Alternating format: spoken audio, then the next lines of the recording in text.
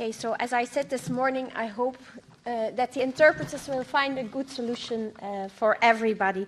So it means that we can start with our hearing on a very important issue, of course, for our committee, and it is on addressing the unfair trading practices in B2B relations in the online environment. I would like to welcome the panelists that we invited. I would also like to welcome the online audience, because this is web streamed. As I mentioned, it is an important topic for our committee. Businesses are involved, but equally consumers. And since we are the Internal Market and Consumer Protection Committee from both sides, there are a lot of concerns, but also interests for both sides that we find here good solutions. It's also very challenging, the challenges that we are facing regarding these topics and the business-to-business online in the business-to-business online platform relations. So I would like to start with very briefly present to you the panelists we have. We have first, so we meet again. You were also here during the hearing this morning. So Mr. Steng, who is head of unit for the e-commerce and platforms from the European Commission, DG Connect. We have Mr. Price, who is the legal director of search for Google. Then we have Mr. Lorinkari, who is representing eBay. Then we have Mr. Lochbeiler, or Bieler, who is representing Booking.com. Then we have Mr. De Barin, who is representing HOTREC. And last but not least, we have Mrs. Bermejo, who is representing the Spanish Association of Startups and Micro SMEs. So welcome, everybody. Thank you very much for being here. I would like to invite you one by one to make your remarks, your presentation, for 5 minutes maximum. So please, Mr. Steng, I would like to give you the floor first. Thank you very much. Thank you very much, and good afternoon, everybody. Thank you also for organizing this event, very helpful and timely. 5 minutes is quite a challenge for this proposal. The starting point for the proposal was not unfair trading practice, but the starting point was that platforms are generally very good for the economy, good for businesses, good for consumers, good for the digital single market. That's what we already said 2 years back in our communication on online platforms, because a lot of the cross-border trade that we see today in the digital single market would probably not happen without all those digital marketplaces.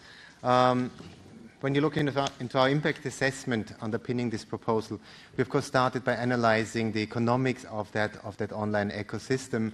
And there, of course, it's very clear that online platforms have become the main vehicle for access to many different segments of the market, that they tend to benefit from strong network effects, that this is reinforced by data-driven advantages.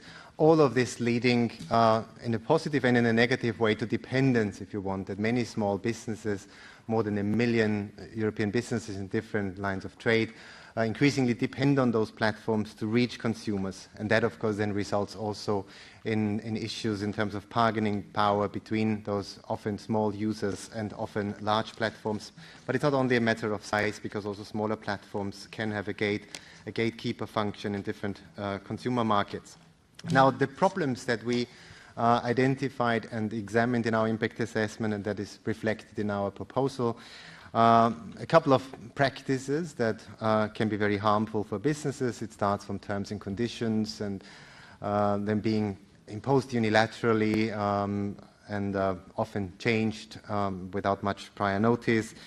Delisting of accounts, issues regarding ranking, issues regarding data access, regarding alleged discriminatory practices of vertically integrated platforms, multi-favored nation clauses and the like. The second layer of problems is linked then to redress, that we found that often when such problems manifest themselves, it's hard for smaller business users to find a quick and effective solution to them. And last but not least, there's also a risk for the digital single market because those problems do exist, and if they are addressed in different ways, or also by different member states, we risk seeing a fragmentation of the digital single market. We're talking about many businesses concerned by this. According to several surveys, 4, 5 out of 10 of businesses have encountered one or more of those practices. And if we talk about 1 million businesses at least, we're immediately talking about hundreds of thousands of businesses and situations that could be improved, and that's the purpose of this proposal. Not to change the platform economy as such, but to make sure that all those businesses that use those platforms can do so without much less friction, that they can concentrate on their core business, offering good products and services to European and worldwide customers. So it's really about getting this whole ecosystem work even better than it does today. So the core provisions in the draft regulation reflect the problems that I've quickly mentioned, so that there is a need to have clear terms and conditions, that if you change them, give 15 days at least advance notice to your business users, that you're very clear on what grounds you may delist someone, and if you do delist someone, you provide that information that the business user can then take a decision, well, that's not right, and you can challenge that. And then there's a lot of transparency about ranking, transparency about differentiated treatment where it exists, transparency about data access and use, transparency about such MFN clauses. And then there is 3 layers of redress: platform internal complaint handling, promotion of mediation, and judicial proceedings by representative organizations. This is what is in the regulation. Just 2 words on the scope.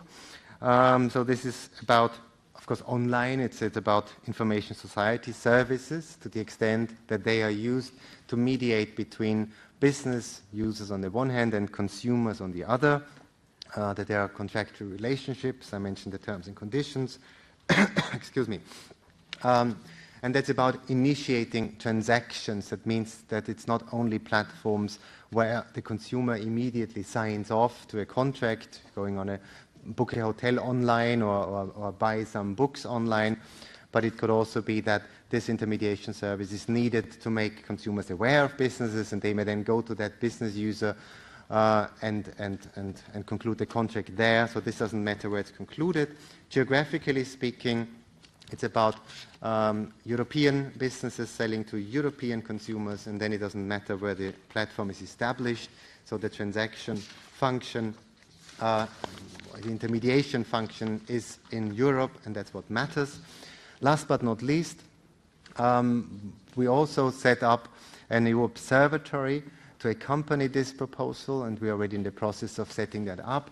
The purpose being to monitor the platform economy, especially in areas where we have limited ourselves to pure transparency obligations in this regulation, so that we all collectively, policymakers across Europe, have a better understanding of how this all functions, what the issues may be, and what the impact of any policies employed by platforms may be. 5 minutes, but I'm of course happy to take any questions later on. Thank you very much. Thank you very much. And then our second speaker is Mr. Price of Google, please.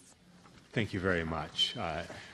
My role at Google is product counsel working on search. And what that means is I am a legal counselor to and liaison with the Google search product and engineering team. So I'm here, my predominant area of expertise is the workings of the Google search product and the application of the law to search around the world. So that informs the perspective that I'll be bringing to my remarks and answers to questions later. It probably makes sense to start briefly with a technical introduction to the way that Google search works, so that I can refer back to that as questions come up and so on, and just to set a general context for everyone involved. The way that Google search, as well as any other general purpose search engine, works is essentially a threefold process. We crawl the web, we build an index, and then in response to user search queries, we provide a ranked list of results and potentially other answers to the user's question.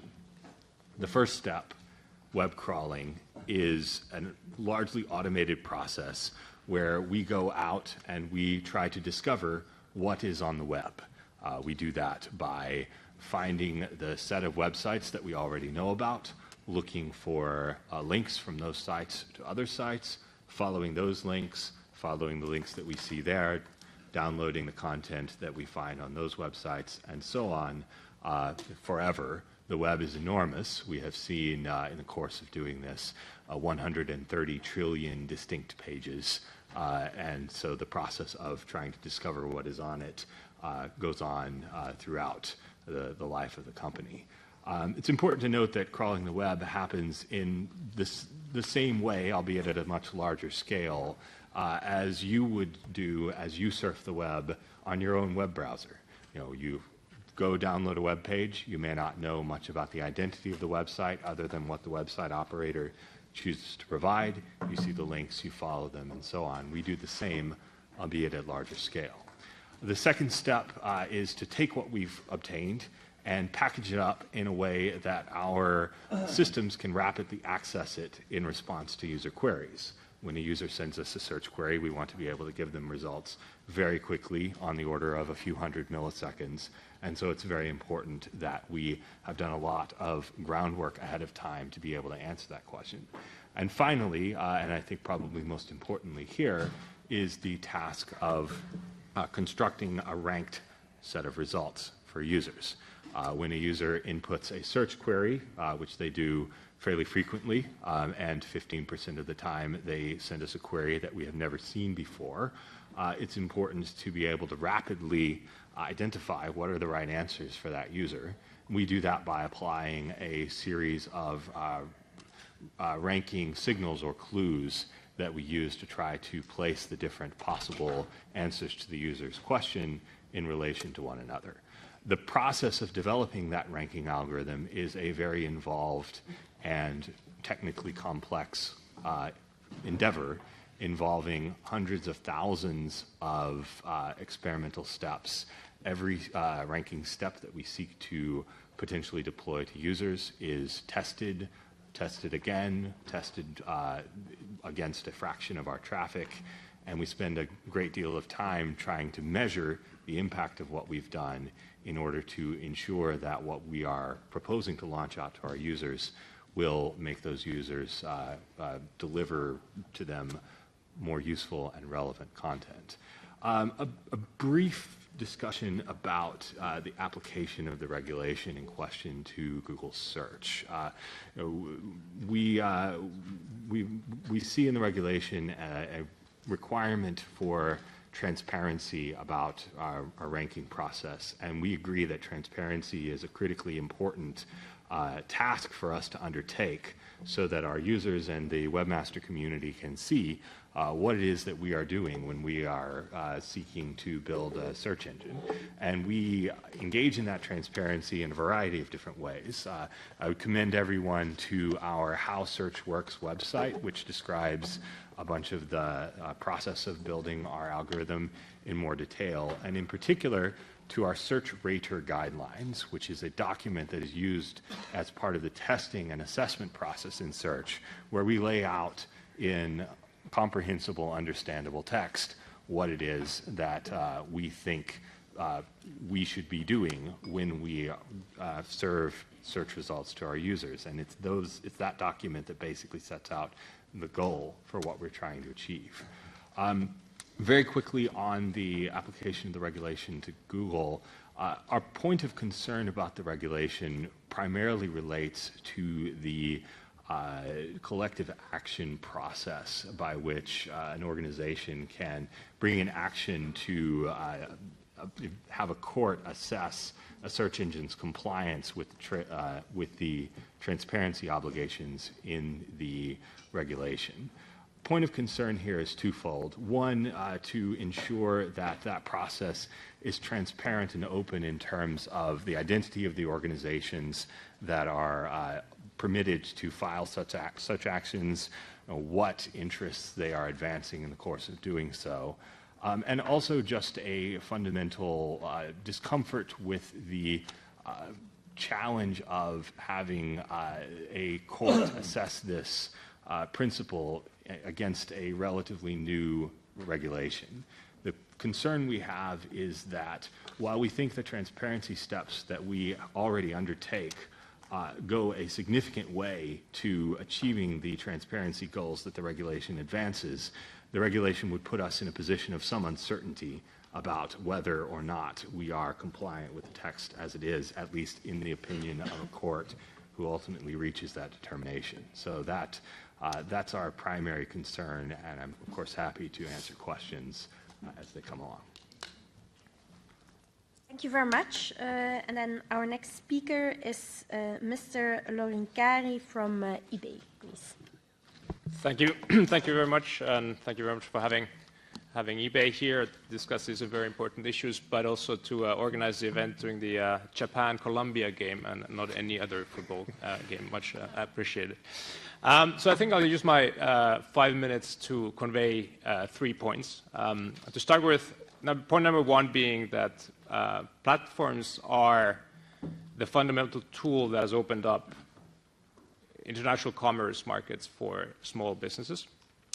If you think of eBay as an example of an intermediation service that is being covered by the regulation that we're discussing, we started off in 1995 at the time when there was not really a commercial internet. E-commerce was really just emerging. And our founder had the idea of creating an open commerce marketplace that would allow everyone to participate in international commerce. So when he started the platform, his problem was that people wouldn't have access to the same kind of economic opportunities that bigger companies had. Sorry. He opened the platform first of all, for small and medium-sized companies, for consumers, for bigger companies. Everyone should have the same opportunities to participate. What happened in the 22 years that followed that was that we turned very much from a C2C marketplace into a B2C marketplace. So nowadays, around 80% of our business is B2C, and it's fixed prices, new products. So our platform is being used predominantly by small businesses to reach a global customer base beyond their own local markets. What we see that meaning is that the platform business model has fundamentally changed the nature of commerce. So if 20 years back, the only way that you could participate in international commerce was to tap into the supply chain of a bigger company, then nowadays you can be global from day one. And that is really the power of technology and the power of platforms. eBay is a platform that gets revenue from transaction fees.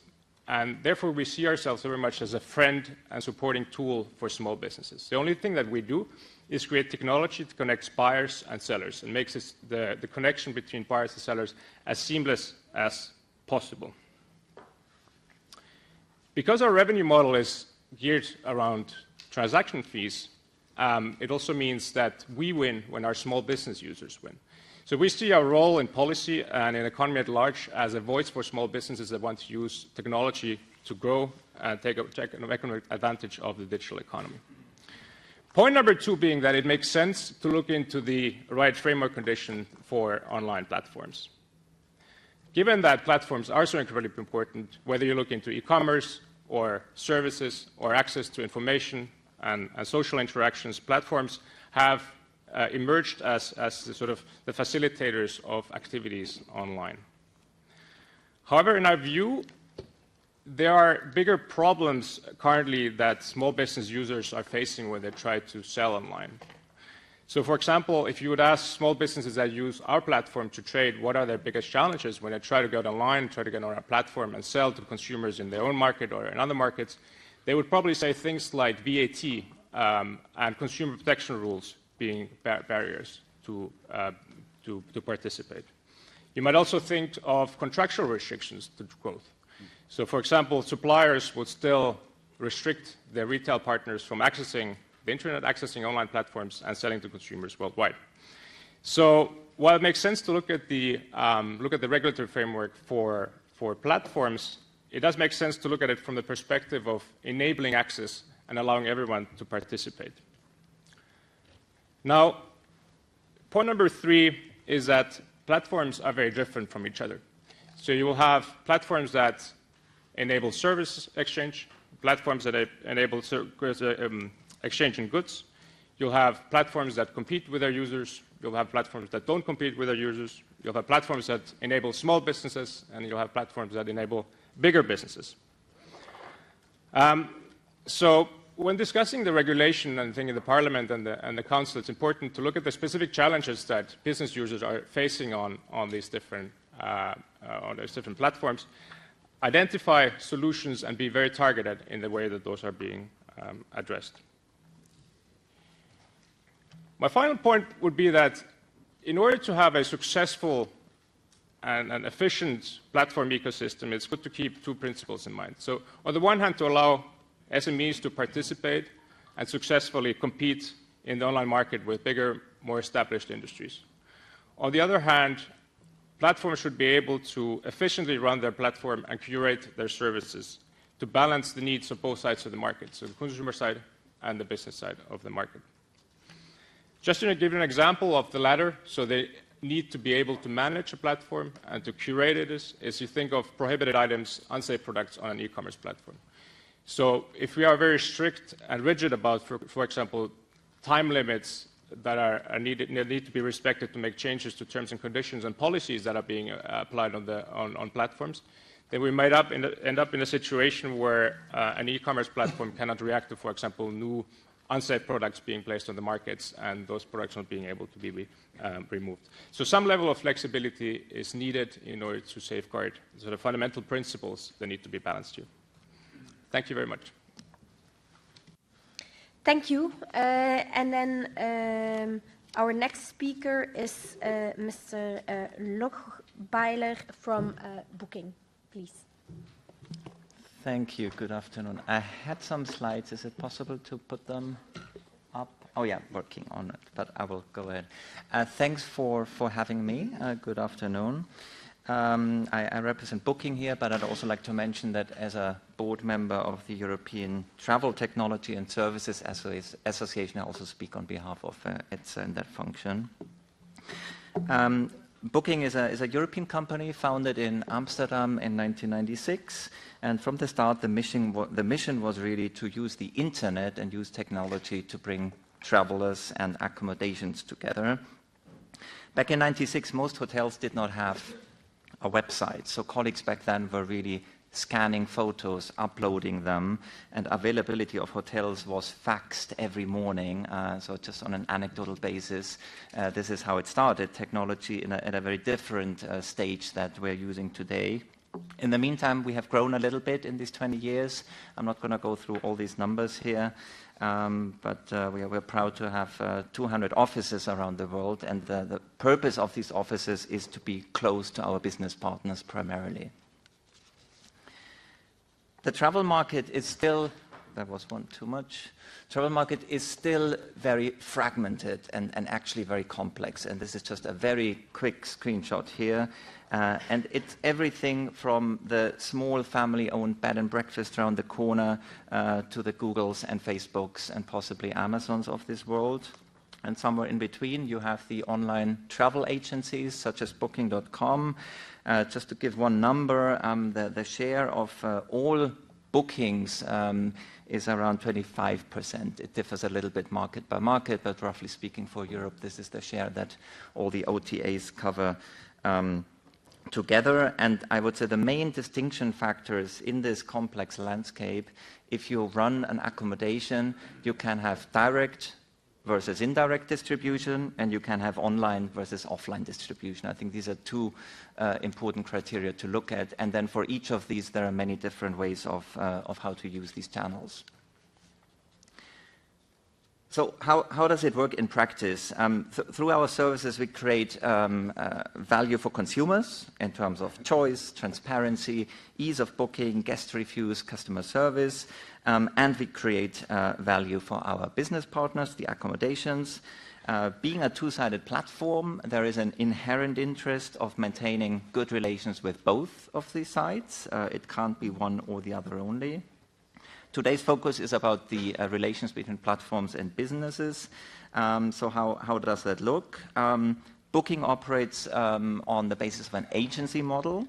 So that means we do not buy or sell rooms actually, but like Samuel just said before, we provide the platform that matches demand and supply. And that creates a very cost-effective distribution channel, which actually bears zero risk and no upfront investments for our business partners, which is particularly a compelling case for the smaller independent accommodations to help them compete in a digitalized, globalized world. Accommodation owners keep full control of how many rooms they make available on our site, which categories, at what price, with what type of cancellation policy. And a hotel can change all of these factors at any time themselves through the extranet that we offer. There's no listing fee, no exclusivity, no minimum allocation of rooms. The benefits to our business partners, as said, we shoulder basically the risk of heavy investments into online marketing, into translation, into 43 languages, in customer service, in technology innovation, and in IT infrastructure. And we thereby make the family-owned bed and breakfast or hotel visible to potential guests all over the world. And just to put a few numbers to that, we employ close to 4,000 people around the world whose only job is to help our business partners every day increase their occupancy and their revenue. In 200 offices, as I said before, in local language. So these are people that are there, that are locally relevant. We hosted last year 3,500 events around the world. So that's about 70 events every week with our business partners. And we hosted 800 webinars for our partners, all that to help them increase their revenue that they can make through Booking.com. A few screenshots. This is taken from the sign-up page. So if you're an accommodation owner and decide to be listed on Booking, you see actually as one of the very first things in full transparency that the commission that we take from owners. You have the Amsterdam example here of 15%, but you can change that. So wherever you log in with your IP address, you see that. We explain how the site works. We talk about Google search engine optimization and so on. Talking about ranking, there are many metrics obviously included. Also to mention, rankings are increasingly automated and personalized and dynamic. But also very importantly, there are alternative sort orders which totally deactivate any other ranking. So if you want to see by price only, by distance from city center only, this is what you get. And this is in the red bar highlighted here on the web page. And then, of course, in our terms and conditions, but also in mouse overs, we believe we comply, broadly speaking, with the requirements of the proposal in terms of talking about the main parameters that influence the ranking, but also possibilities for business partners to influence it to some extent. Talking about data sharing, accommodation partners that actively use the extranet have access to massive analytics. I actually prefer to speak about sharing insights and analytics than data, because raw data I don't think is always very helpful. But they find information about the source markets of the guests they get and how they are reviewed, how they are scored with others. I will not go into detail. And finally, coming with a few points, we're still at the very early stages of this discussion, but picking up a few points of the proposal. We believe there's a need to further clarify certain definitions in the proposal. And for two reasons. Clearer definitions will help platforms such as us to implement and comply with the law in the future, but it also helps to prevent potential abuse of systems. And to pick one example, Article 9, the internal complaint procedure, it's actually not clear to us how you would define a complaint. And with 1.0 6 million accommodation partners around the world, there is a risk that without clear definitions, a complaint could be everything and nothing. We would argue for maintaining a level playing field between intermediation services and large direct online sellers. So I think transparency requirements should go for everyone who competes in the same field. I would just call for caution not to mix up P2B and P2C aspects. A lot of them are very closely tied to each other. But when it comes to Article 8, making information available to the general public, I would argue if we're talking P2B, it should be sufficient if it's in our interaction with those business partners. And I'm done in a few seconds, watching time. My last point would just be to not open and interfere with issues that have been dealt with elsewhere, and in our case that is fairly specific to the online travel market. MFNs, so-called parity clauses, have been looked at to a huge degree of detail, and I think the impact assessment of the Commission to this proposal says it all, that a broad ban would be disproportionate and not compatible with EU law. So that's why I chose that word here of not opening Pandora's box. Last sentence, we believe the Commission proposal as it stands is mostly a reasonable effort to stop worst-case practices. Any step beyond the scope would clearly bear risk of over-regulation or of hampering innovation in a fast-moving, agile environment. Thank you. Thank you. And then our next speaker is Mr. De Barin from HOTREC, please. Thank you, Madam Chairman, members of the European Parliament, a representative of the Commission, ladies and gentlemen. First of all, thank you very much for this invitation. And I'm sure that you will understand that we may not have fully the same position that our colleague from the platforms. First of all, it's an honor and a responsibility to represent here 200,000 hotels and close to 1 million restaurants, 91% of which being micro-enterprises, which provide 11 million jobs to the European economy. The draft regulation by the European Commission is, of course, a first step in the right direction to protect small and micro-enterprises from online giants. This draft also recognizes years of work by HOTREC and its members to promote its benchmarks of fair practices. Before focusing on the business side, and even if I have no slide, allow me one word on the consumer side to promote what should be avoided in the future. I believe that who, I could say, in this audience never experienced, booked 40 times in the last 24 hours, this property was booked just now, or only 2 rooms available, and consequently never felt pressured. Over the recent years, national courts often redress platforms on only 2 rooms available by asking to specify on this website, while a simple redress mechanism might have stopped this unfair commercial practice. Members of the European Parliament, the future is indeed digital. Therefore, it's this time for platforms, our partners, to implement fair commercial practices for the benefits of businesses and consumers. Thanks to this regulation, criteria of ranking shall become transparent for businesses, especially the effects of paid for rankings. And let me ask you to go further on terms and conditions which remain strongly unbalanced. A recent HOTREC study confirmed that intermediated distribution is mainly ruled by 2 platforms, giving market access to over 200 establishments, one of which controls 2/3 of online bookings. In this study, 50% of hoteliers state that they have to accept terms and conditions which they would not offer on a voluntary basis. Furthermore, 70% which have disputes with online travel agents consider that there is not a fair and effective redress mechanism that should be met thanks to this new regulation. Terms and conditions are often imposed on a take-it-or-leave-it basis to small and micro-enterprises. Some of them are unable to survive without platforms which drive most of the traffic using their hotel brands without the explicit consent of the business user. Potential risk to be delisted or to see the account suspended restrain small and micro enterprises to ask for their rights. This must change. To further improve the draft regulation, HOTREC would like to make 3 proposals as well as an overall guiding principle.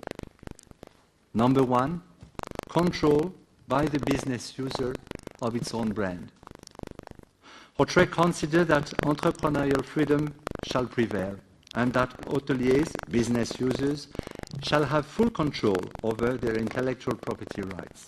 Therefore, platforms shall not use hotel brands without the explicit and conscious consent of the owner.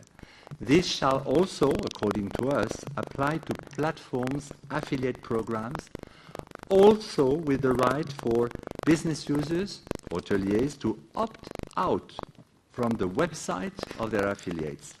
Number 2 is, of course, the access to data of guests.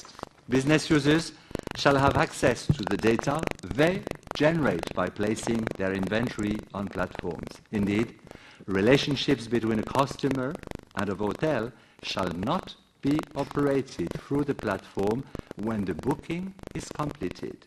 Furthermore, access to data would allow hotels to better serve their customers. This shall be made clear in the regulation. Number 3, control by the business user of its own distribution. The restriction for hoteliers, and we know that it's a challenge between us and the platforms, the restriction for hoteliers to offer different conditions, for instance, on their own website, shall be prohibited, as such restrictions are hindering new business models to emerge and competition. This market approach is already applied in half of the EU and shall become a rule. As an overall guiding principle and a kind of conclusion, the objective descriptions of all types of sanctions or penalties applied to business users, not only suspension and termination, shall be a must. Therefore, we ask to include reference to all types of restrictions in the regulation. Chairman, members of the European Parliament, hospitality has been, as you know, one of the first sectors to use digital technology. You believe that digital is key for the future of the EU economy and that fairness and transparency shall prevail. So do we. We look forward to further working with you on this piece of regulation to sustain the hundreds of thousands of small and micro enterprises which are more and more dependent on online platforms. And let us not forget that SMEs are the backbone of the European economy. Thank you very much for your attention.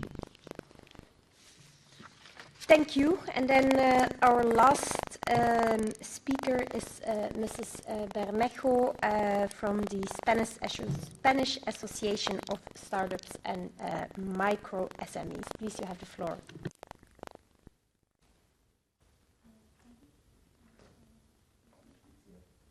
Thanks. Right. Thank you very much. Thank you for inviting us to come here. It's very, very interesting to see how legislation is made.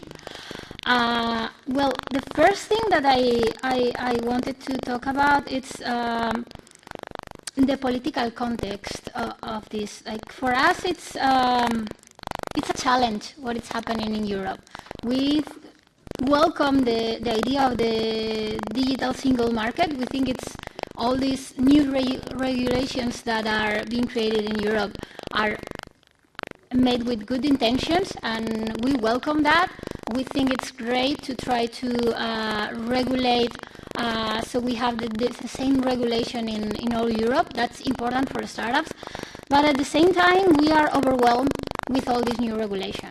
Like we were last week very concerned about copyright, GDPR, now platforms. For startups, it's impossible to be up to date with all the discussions that are happening in Brussels, and it's very, very difficult for startups to know what is happening and to be part of the conversation. We don't have the resources that other companies have, that big platforms or hotels, associations.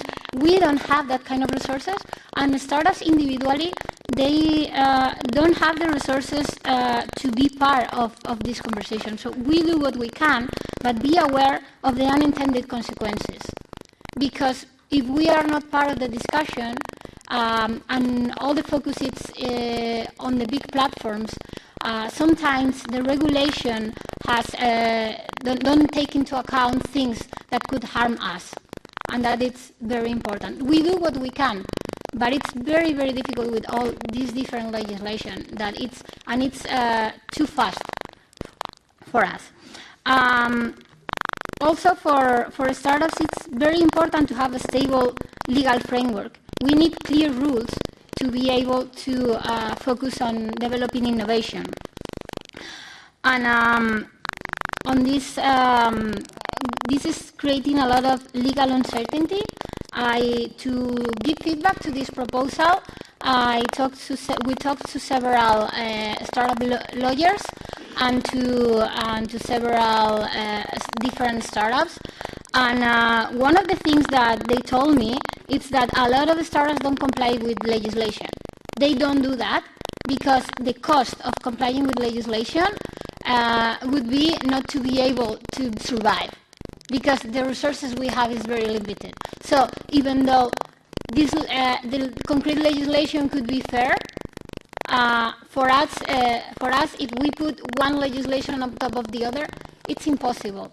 And the fact that this is constantly changing and we are applying more and more rules, it's making it harder.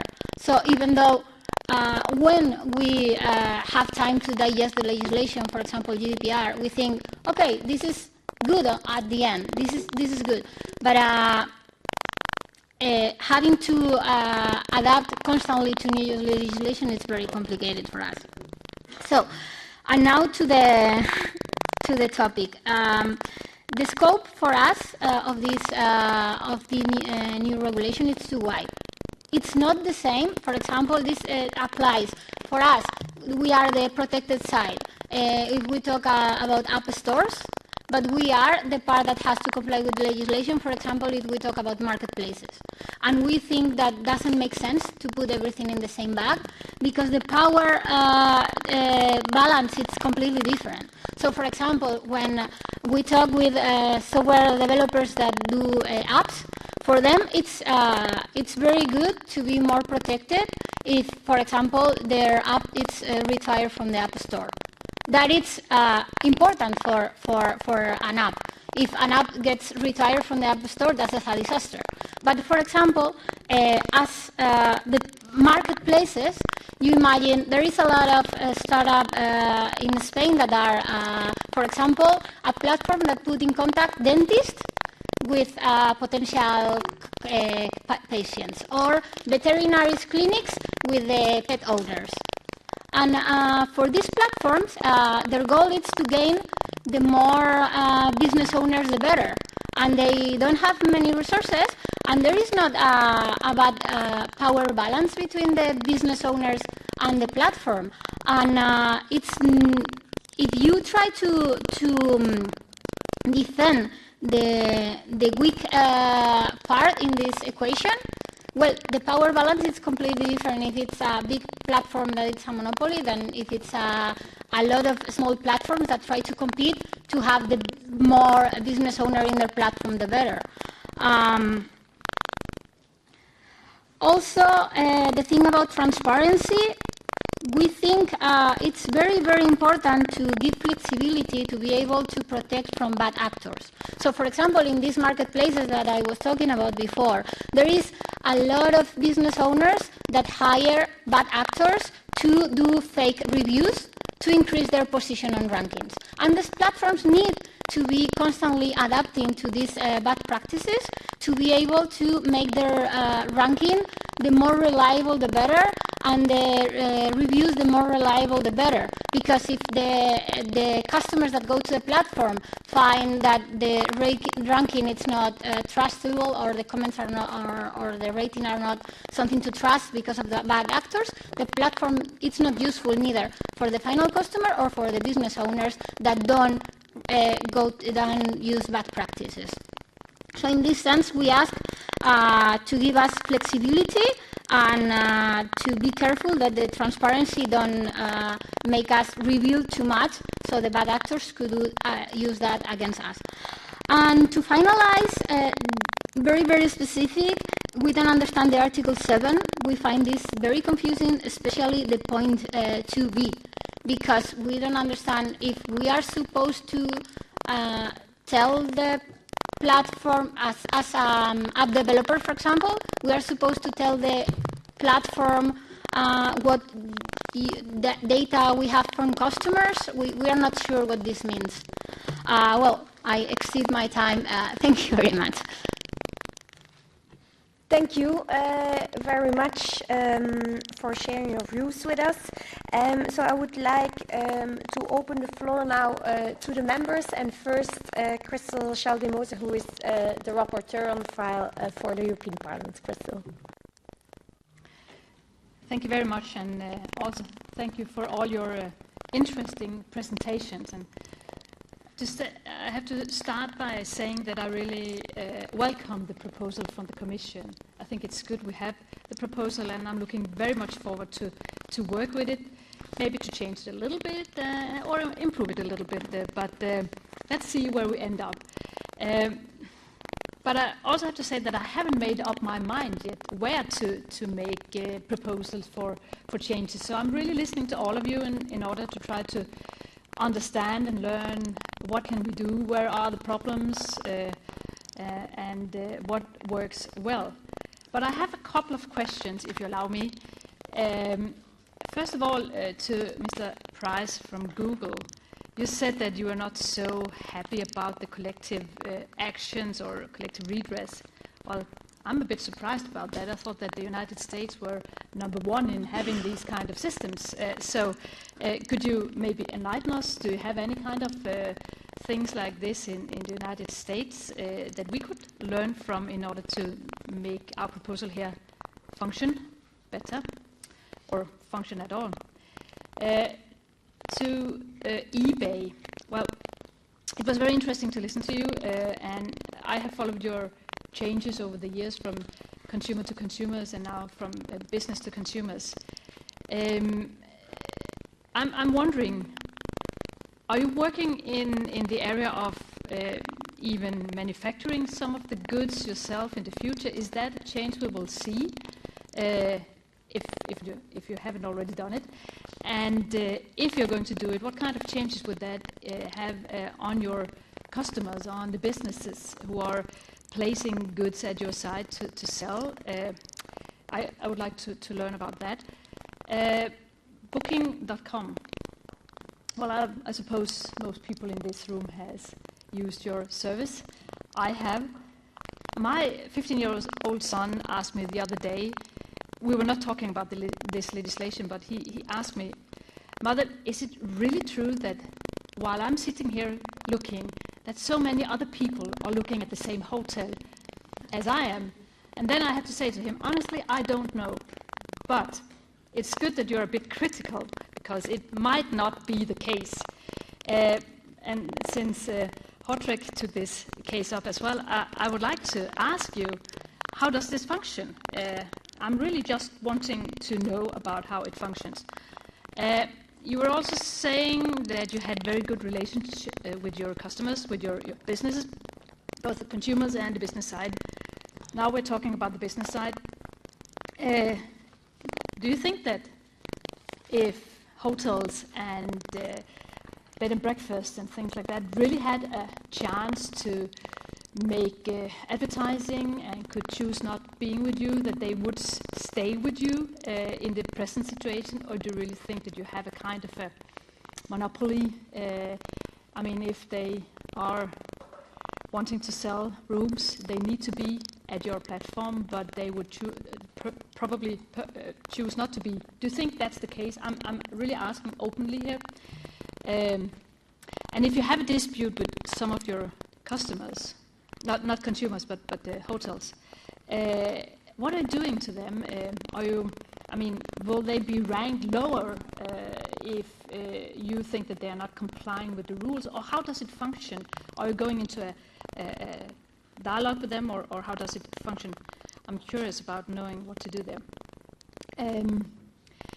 For the Spanish Association, I understand your concern. It can really be difficult to follow what we're doing here in Brussels. But a good advice, rather than a question, is also to go into contact with your Spanish member of the European Parliament. They will often be easier to get into contact with, and they might even be able to help you if you have some concerns. But what we're trying to do here, hopefully, we will result in that. We will get a legislation that makes it easier even for small startups to come on the market and use the platforms without being afraid of being used or misused, rather, for a big player against a small one. I hope that we will find a good balance. We all like the platforms, we use them, but we also need to have a balance in how it works, and I'm sure that this legislation hopefully will be able to help us. Before giving you the floor back, I would like to say to all of you, maybe also others in the room who are not, who haven't had the chance to make presentations. I'm not able to meet all of you, but feel free to send your ideas and your suggestions and your concrete proposals for how to improve the proposal. I will read everything. I will not take everything on board, but I will promise you to read everything. So feel free to send it to me if you have good ideas on what to do. But I have to say that I might be on the smaller business side here. I think that it can be difficult to work in a balanced way with the big platforms. You are powerful, and it's good that you're earning money and doing it well, but we need to have a better balance. So that is what I'm trying to look into. But thank you very much, and I hope to get some good answers. Thanks. Thank you, and then Marco Zullo, please. Sì, grazie. Prima di tutto, thank you, Madam Chair. First and foremost, I'd like to thank the speakers. This is an area which is rather awkward to tackle from certain angles. I'm speaking to some extent as a user, with a consumer focus. There's a risk here of monopolies being created in the sector, a very serious risk of that. And for those of us whose task it is to adopt legislation, there's also a risk that we will set standards which, although in theory everyone might be able to sign up to, in practice may then go on to place extra burdens on the smaller players above all, which will be hard for them to bear. There are others who perhaps have stronger shoulders and will be better placed to adapt swiftly and more consistently to what we decide. So, turning to you, I would invite you to share with us your apprehensions and the problems you foresee. Personally, I'd be curious to hear your viewpoint so that we can get a clearer picture of how we can reach out to you to ensure that there's transparency amongst the various players with access to your own data. We know now that it's having control of your own data that really allows you to determine your own fate. We need to give a helping hand to the smaller players so that there will be a wide range of choices available to a consumer. So it's for the benefit of individual consumers at the end of the day. And, Evelyn Gabbard, please. You have no question. Okay, so then I also have a question. It's towards no specific person, but maybe all of you have an idea on it. I think that when it comes to business and online platforms, that there still is a lot of unclarity on what and how. And I will make myself clear with giving some examples. For example, in previous talks with Booking, for example, when I asked can you pay to be higher on the rankings? There was no answer, and I had to repeat the question 4 or 5 times, and in the end they said yeah, it is possible. So I think why not directly admitting it is possible to pay and then you are higher on the ranking, then it's clear for everybody that that is a possibility. So that's one example of this unclarity. The same for, I hear the person from HOTREC saying that they want access to data when it concerns the platforms, but I've heard and I've experienced it already myself, that I made a booking through a platform, and then the hotel by which I booked through the platform called me to ask if I want an upgrade. So that means that they have the data, because otherwise they couldn't call me. So also there I think there is some unclarity. So that's why I think that also some things that some of these issues can be very easily solved. For example, now it's very clear if you make a search on Google that some of the searches are advertised. I think that's very clear for the consumers also, but I think it's a pity that these clarifications only can come up after there are some complaints on what or how, and I think it's in the interest of business themselves to have this clarity and towards everybody. So that's my issue on unclarity. And I see just Julia Reda pumping in. Do you have a question, Julia? Maybe in a second. Okay, perfect. Okay, so then I would like to give the floor back to the panelists, and maybe each of you has some element of an answer to the questions that were raised. So please, you have the floor back. Well, thank you very much. With respect to the question for me regarding collective redress, you caught me. I'm an American-trained lawyer, and I can speak briefly to the class action procedure in U.S. law, which is what I believe was alluded to. It's definitely the case under U.S. civil procedure that it's possible for an individual who has allegedly been wronged by someone to bring a claim not only in their own name but in the name of everyone else in a so-called class of people who have been wronged in the same way. So if you buy a faulty automobile and there are thousands of other such faulty automobiles, then you can file a class action lawsuit against the automobile maker to say, I and also thousands of other people were harmed in this way, and we all want redress. Collectively, they can be resolved through one litigation procedure.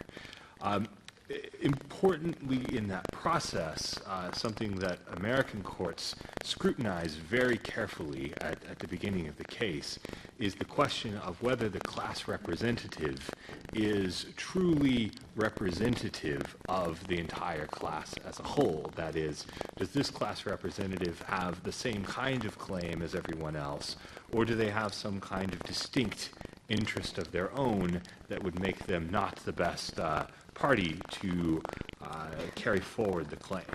And it's a similar concern to that an American court would scrutinize as part of the litigation procedure that we have here.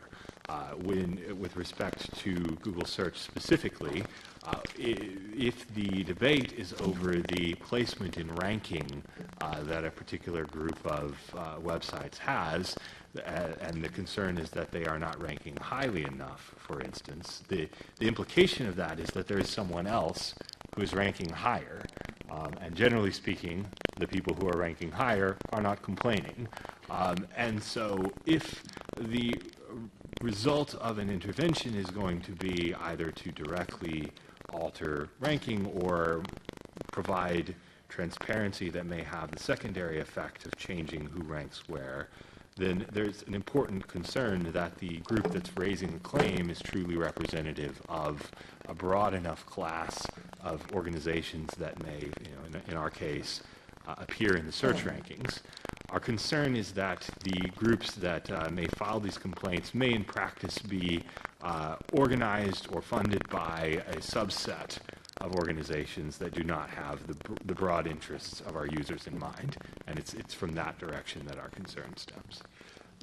with respect to the question of the potential to pay to be higher in the ranking, thank you very much for your observation, Madam Chairwoman, that Google carefully labels each result in our search results for which payment was made to place.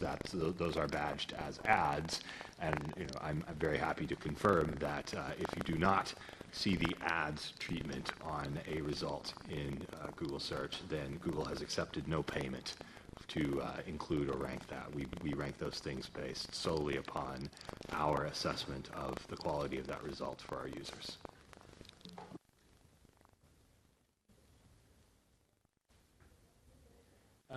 First of all, thank you, Ms. Sheldon-Moser, for the question. So eBay is not involved in the manufacturing or distribution of products that are being offered for sale on the platform. So essentially, the only thing we do is create, innovate around technology that connects buyers and sellers. So we're not involved in manufacturing nor in the distribution. We don't have fulfillment services that we provide to sellers, and we also don't intermediate payments. So it's really the technology tool that allows buyers and sellers to connect. I just want to also comment maybe on the access to data question, because that has come up a couple of times now. And I agree with Peter's assessment that we should actually talk more about the sharing of strategic analytics insights that help business users to perform better on the platform. That's also a practice that we have, so we would tend to share with our business users any kind of data insights on the market and the platform that helps them sell more on our platform and be more successful. So that's another area where we see that our interests are fully aligned with our business users. So if we have useful information that can help them to be better and more successful and sell more, then obviously it is our interest to share that data. But we'd be cautious to establish some of the general, very broad data access principles on any kind of data, which might or may not be very helpful for business users. On ranking transparency, our business model is very similar to what has been mentioned here before. So also in our case, users can promote their listings, and in that case, these are marked clearly as promoted listings. So against the fee, a listing can rank higher on the search results page. And regarding ranking transparency, the parameters of search are clearly marked on the search results page. So which kind of things are taken into account, like the price, the location, the distance to the product, the seller feedback, and the quality of the service that is expected. But the relative weighing of those parameters are not, just for the sake of preventing people from tricking gaming the algorithm. So it is important that the algorithm actually generally gives the best results to people, and that the consumer side users are happy with what they're getting. And in order to prevent bad players from gaming, it is important to have some level of keep some level of details internal.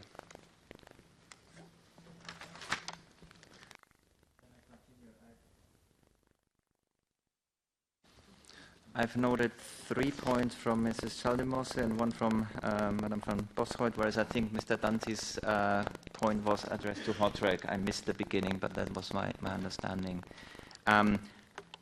Your 15-year-old junior, you can reassure him or her that these are based on actual numbers. We don't have a random number generator running on a server in Amsterdam.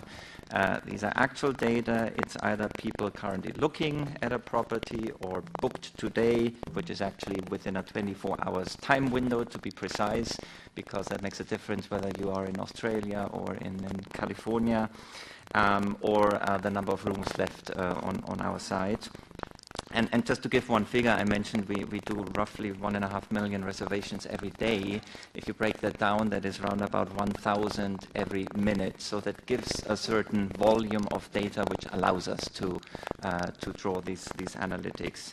And the reason we do it is that's an information factor that sometimes can happen. You look at a site on Sunday and think, I'm going to think about it for another day, and it's sold out or the price has gone up. So it is an information factor in the decision making.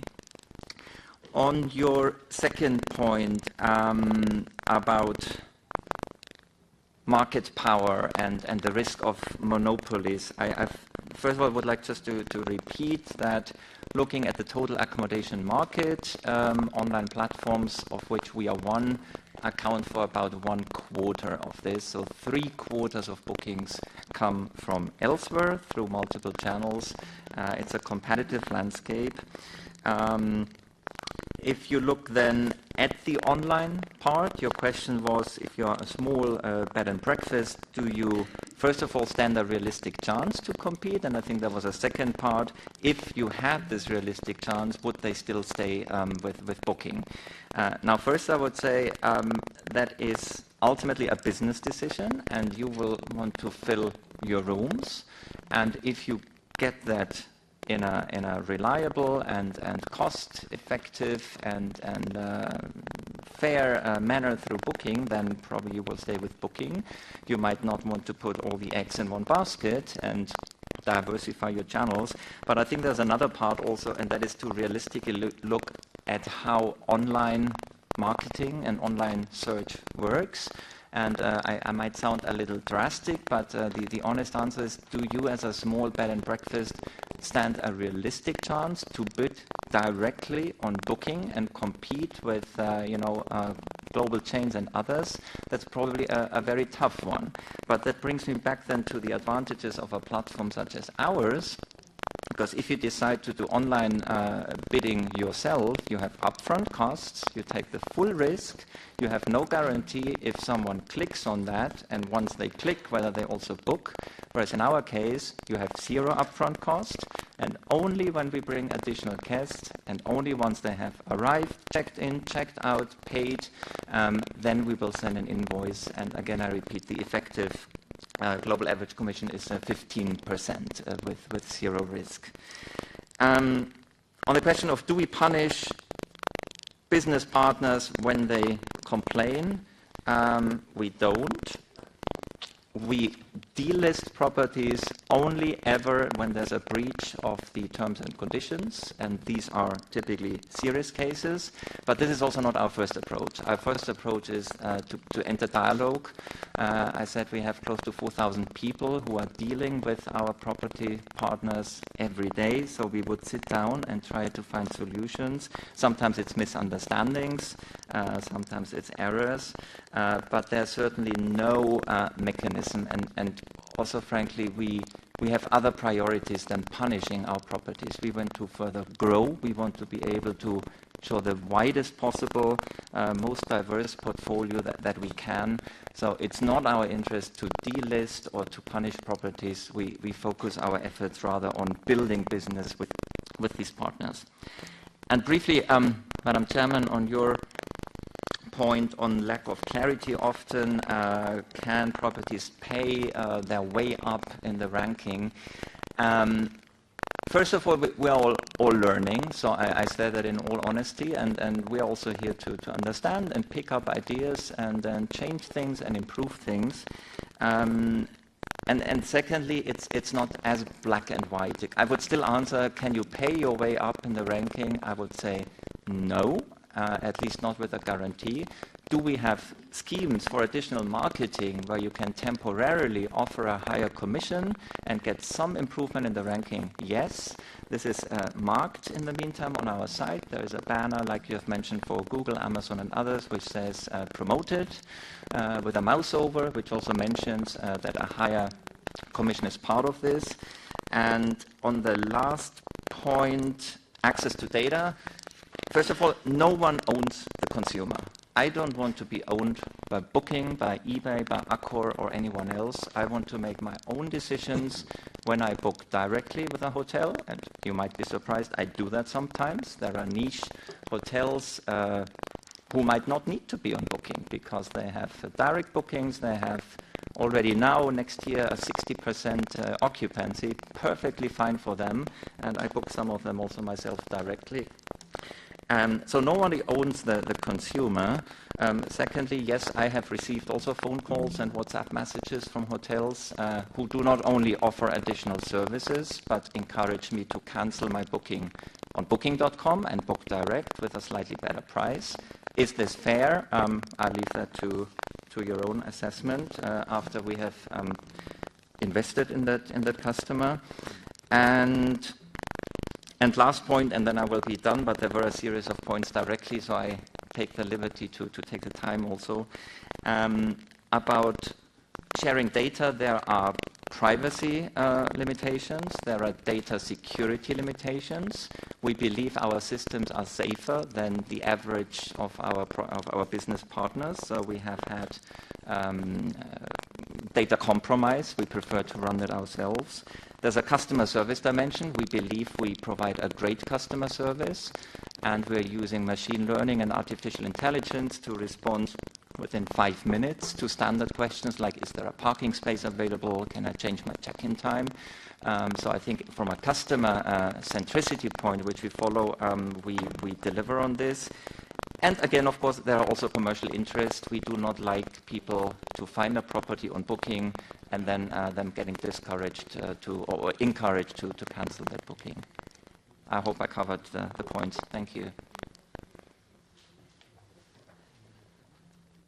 Chairman, thank you very much. I will maybe start by responding to my colleague about the question about the markets. First of all, we believe that we are in an oligopoly or monopoly, as it was said, and right now we see two platforms, as I said, over 200,000 establishments.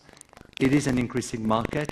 The online bookings, of course, my colleague speaks about 25%, but it's very rapidly increasing. I think it has been plus 6% during the past 4 years.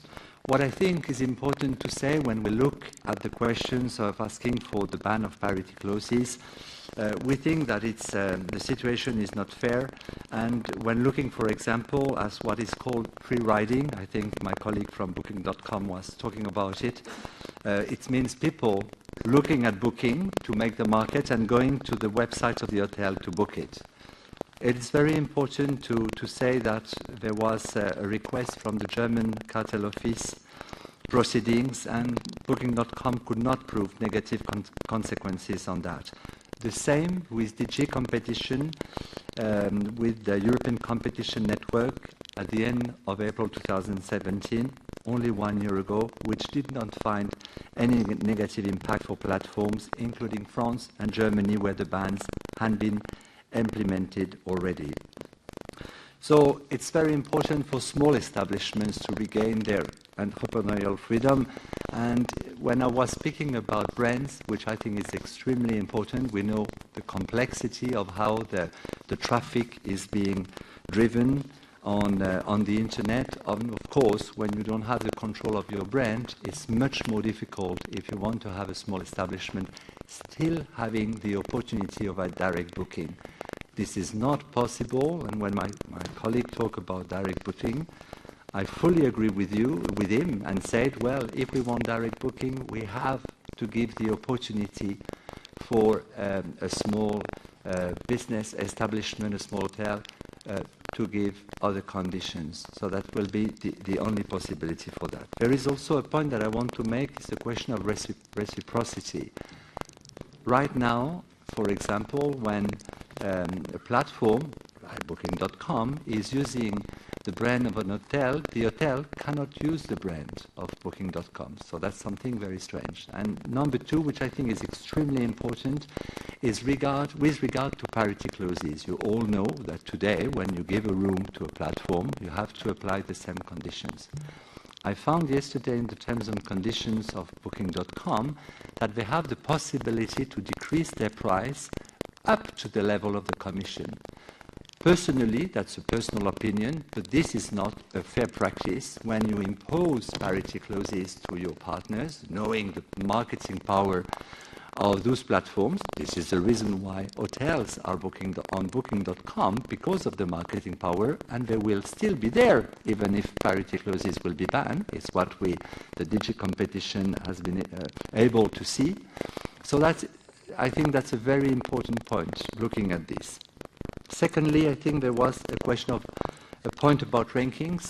We see that when, for example, a business user, an establishment invests more in rankings, there is no clarity on the criteria. That must change, and I think it's very important. That's why we have called to have an algorithm officer which would be nominated in order to be able to clarify how the rankings are working. So that needs to be transparent, of course, for the businesses, and it needs to be transparent, but that's another point, for the consumer who right now doesn't know when it is organic results or where it's paid for rankings.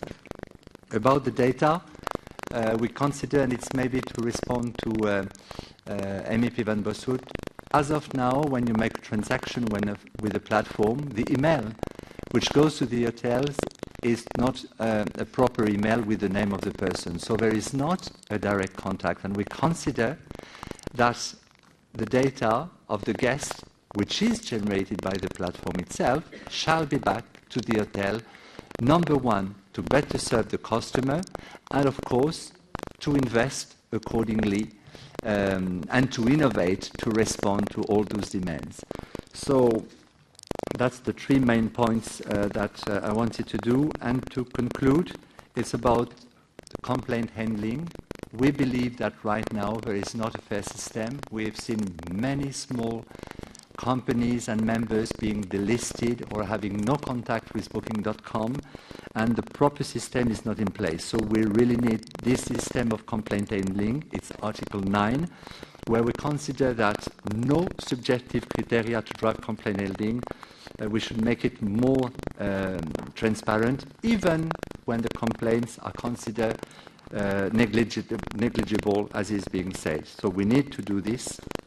That's a very important point, in addition to the question of sanctions and penalties, Article 3.1c and Article 4. Thank you very much. And the last point, sorry, to conclude, we consider that it is proposed that there would be a revision every 3 years. We consider that, considering how quick this market is evolving, we should revise the regulation and the state of play every 2 years. Thank you very much. Thank you very much. I just took over for Madam Chair. She will get back in 10 minutes or something like that. Ms. Bemaku, do you want to come in as well? Yeah, well, first, thank you for your words before. We will try to reach more to the MEPs. And regarding the concrete change that we would propose, 3 things. One, it's limiting the scope and realizing that it's not the same, the big than the small. So you cannot assume that all platforms are big and all the business owners that use the platform are small. And especially regarding the consequences, small platforms sometimes don't comply with all the regulation because they can't, because they don't have the resources. So the penalty for not complying the regulation should be smaller for small platforms. And second, important is to have flexibility to change how the ranking works. If you have to put on your terms and conditions how your ranking works, but then you need to tell in 15 days in advance any time that you change your ranking, then you don't have, as a startup, you don't have flexibility to be learning and try to prevent bad behavior from bad actors. So for us, this flexibility is important. And third, to clarify the Article 7, specifically the point 2b, we find it very confusing. Thank you. Thank you very much. And Mr. Stenk from the Commission. Yes, thank you. In response to a few issues raised by panelists or members of this House. First, on these judicial proceedings, and of course, if you're an American lawyer, I understand your anxiety, referring to class action, all the rest of it. Of course, you have seen that this is a different animal. This is not about a couple of users ganging up and getting money out of Google. But the result of this class action, if you call it like this, would be that a platform brings in order its policies, so in a sense that it complies with the articles of this regulation, rather than individual transactions between corporate users and the search engines to be addressed. Yeah? This is the only enforcement mechanism, if you want, and the only consequence of any court proceeding would be that if you do not comply with Article 5, you will be asked to comply with it from then on. Yeah?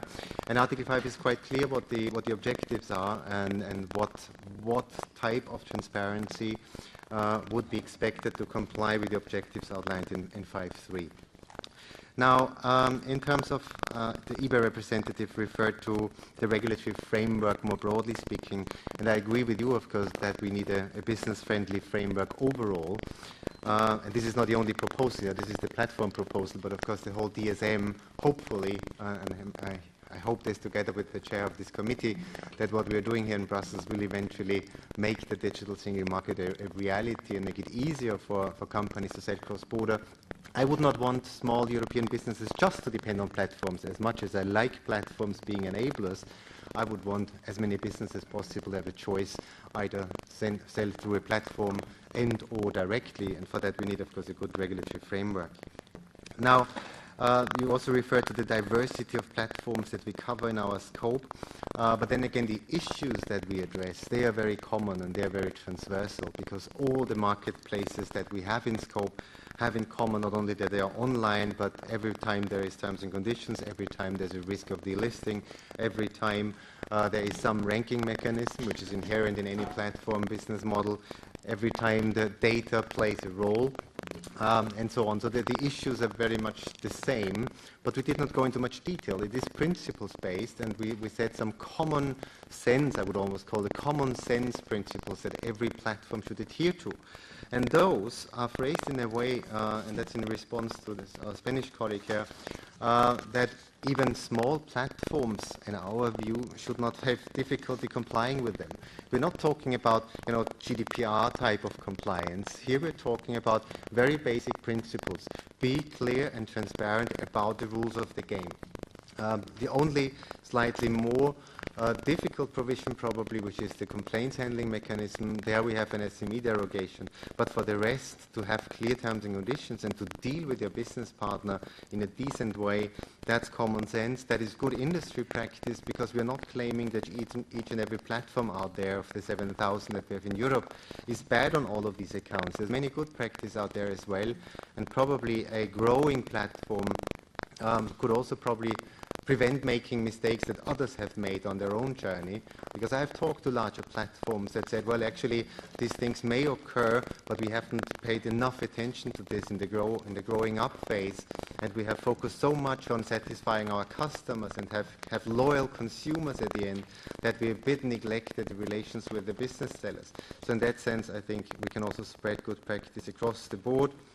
And there is not just big platforms and small users, which is why you don't find any general thresholds here. In our investigations, we found that platforms in many different segments of the economy can quickly come to a situation where they're effective gatekeepers to specific sub-markets. So this is not a GAFA proposal, and only the very big platforms are terrible, which they are not, by the way, across the board, nor are all the smaller platforms completely innocent.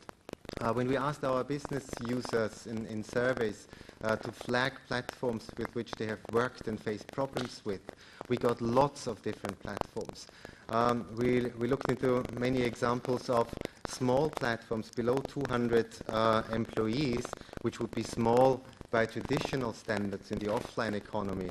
In the different segments, they have millions of users, and that can be sectors like other app stores than the big ones that we know.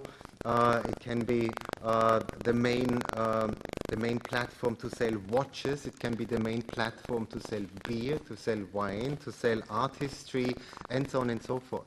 So these are sometimes a handful of people and millions of users, and therefore for someone who sells watches or beer or wine or this, that or the other, of course they are super important for them to reach certain customer segments. So these traditional distinctions, small and big, very much get blurred, but in response to this, we devised our rules in a way that is easy to comply with. Which is also why we refrained from adding too much in this regulation. And the representative HOTREC came with some extra wishes, and many others have done so, of course, in the last 2 years. We deliberately decided to focus on the core issues here, and then rather engage in a co-regulatory exercise and say, all right, these are some basic rules. And then we encourage, for instance, code of conduct, and we say, well, in specific segments of the industry, whether it's now the OTAs or other parts of the economy, there may be further reaching commitments by industries to address very specific problems in very specific subsectors.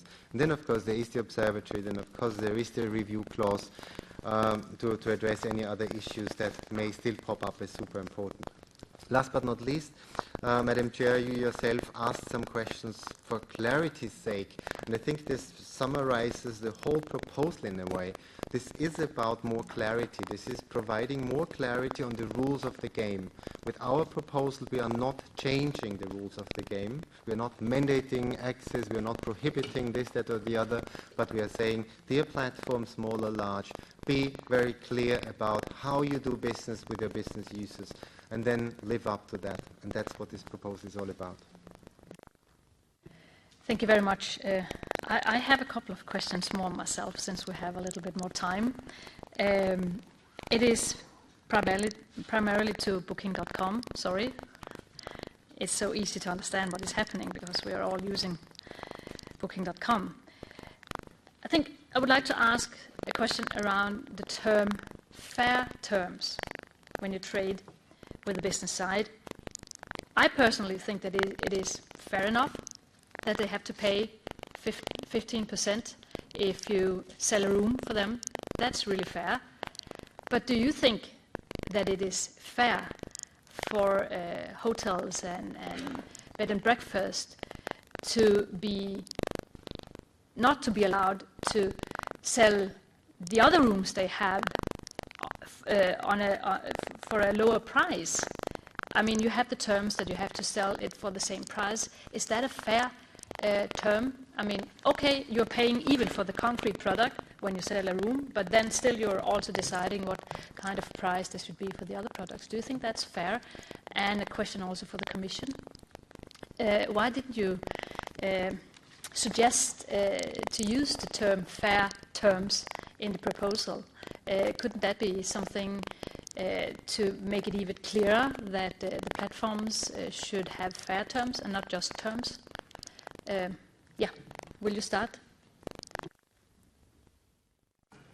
Thank you, and I'm glad we do have the time to go into some detail on these issues, because the devil often is in the detail. So you're referring to the parity clauses, so-called MFNs. If you give me the 2-3 minutes, I would like to explain, because there are misconceptions around that between wide parity, so-called, and narrow parity. And there was a very fundamental change in mid-2015 that happened, where across the European Economic Area, we made a commitment after talking to competition authorities to change from the wide to the narrow. Now, what does that mean? Wide parity until then, indeed, meant that a hotel or bed and breakfast was not allowed to offer lower prices on any other distribution channel, online, offline, direct, indirect. So that was the wide parity. This is a matter of the past. I think no one in this sector and community is defending wide parity these days here. What does narrow parity mean? It means on any other channel, with one exception, the property has full freedom to differentiate the prices. Now, the one channel where we still insist on not being underbid is the hotel's own website, which is one click away. Anything offline, walk-ins, phone, fax, even a customer finding a hotel on our site, Googling it, picking up the phone, calling them, look, I see this price on Booking, can you make me a better price, is possible. I'm not saying we like it, but that's the rules of the game, speaking of fairness. And if I come back to the market shares, the OTAs stand for about 25%. The direct online channel is around 10%. Maybe a colleague from HOTREC can come back on that.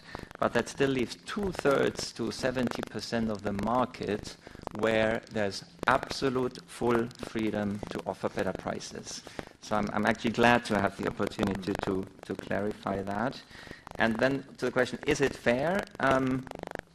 Competition authorities across Europe, DG Competition, the European Competition Network, have looked into this, and with one exception, and there's a German Bundeskartellamt, with that exception, all other competition authorities seem to believe that it is a fair outcome, because after thorough assessments and economic studies, these commitments that we made in 2015 were accepted.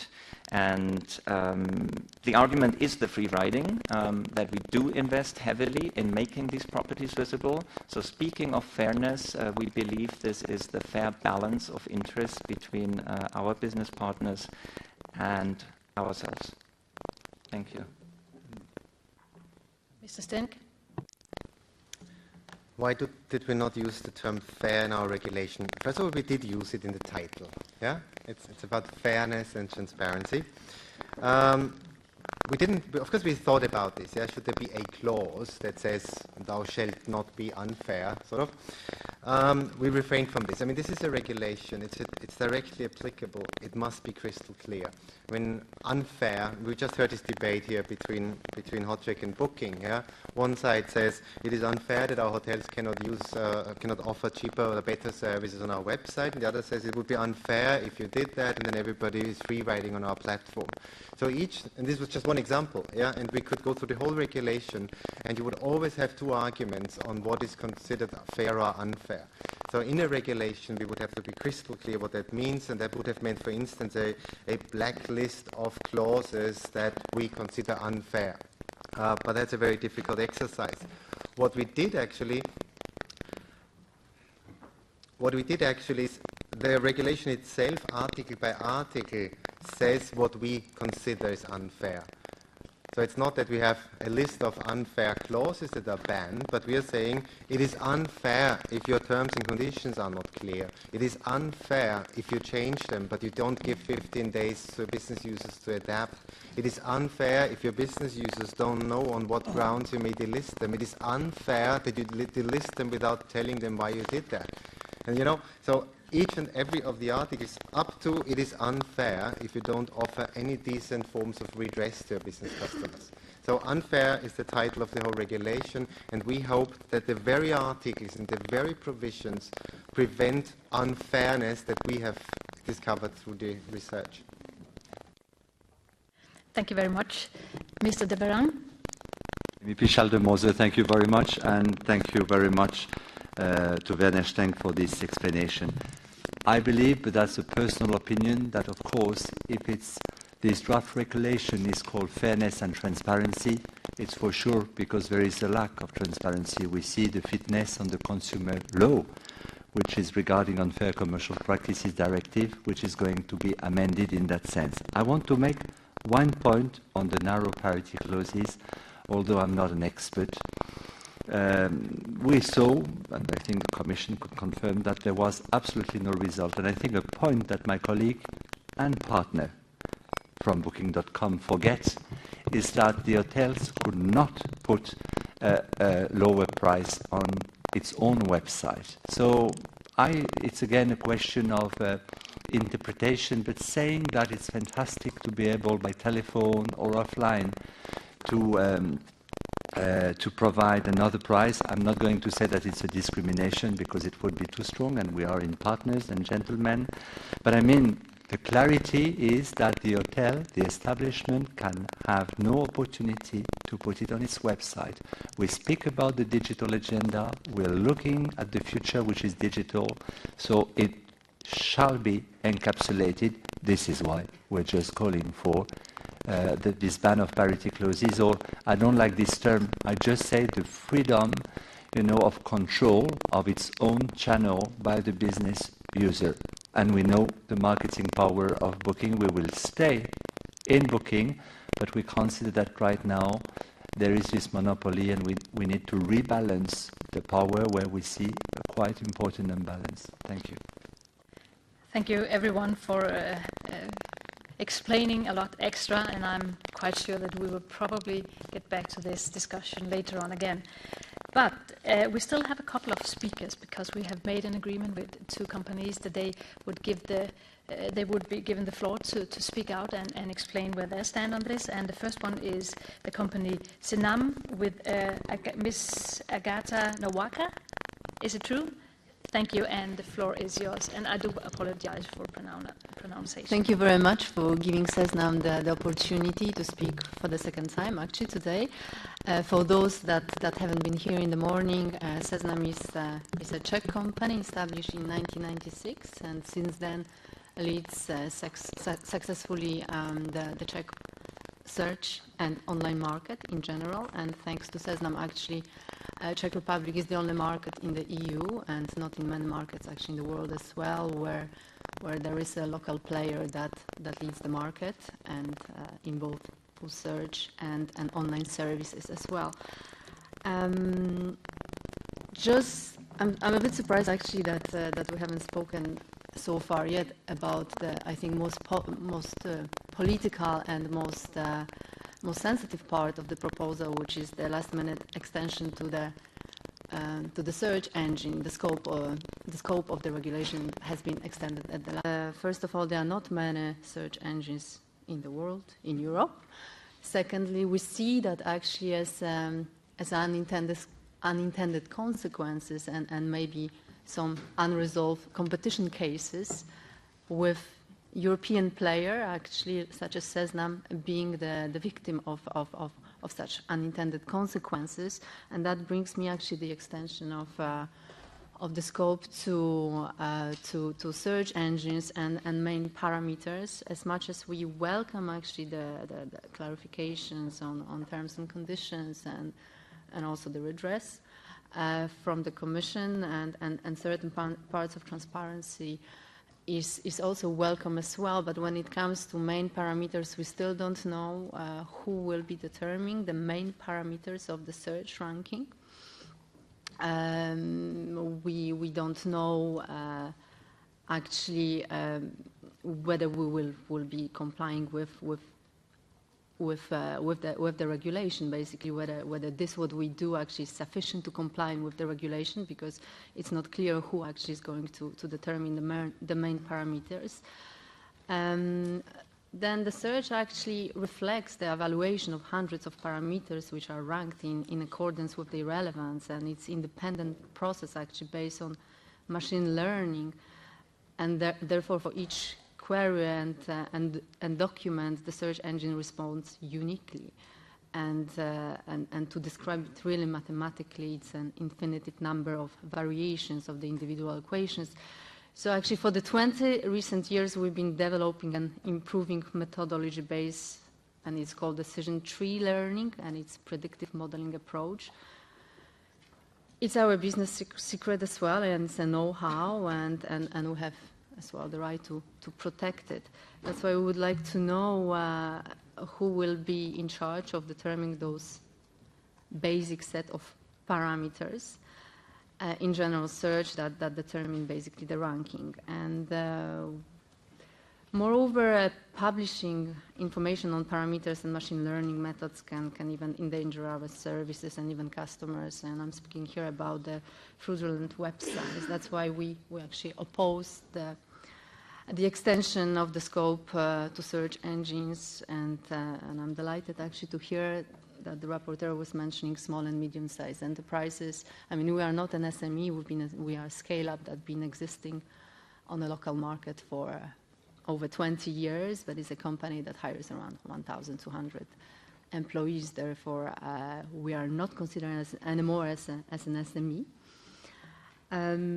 Moreover, like just a few words about the terms and conditions.